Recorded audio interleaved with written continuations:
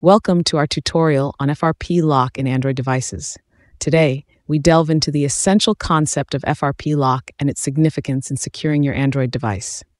FRP, or Factory Reset Protection, is a crucial security feature embedded in Android devices to prevent unauthorized access after a factory reset.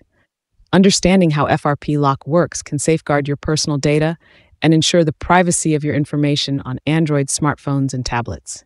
By linking your device to your Google account, FRP Lock acts as a shield against theft or misuse by requiring the original account credentials for access.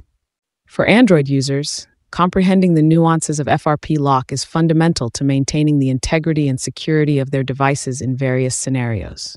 Stay tuned as we uncover the practical implications and steps to manage FRP Lock effectively on your Android device for a seamless user experience. Whether you're a tech enthusiast or an everyday Android user, mastering FRP Lock can enhance your device's security posture and protect your sensitive data. Join us in demystifying FRP Lock and empowering yourself with the knowledge to navigate the security features of Android devices with confidence.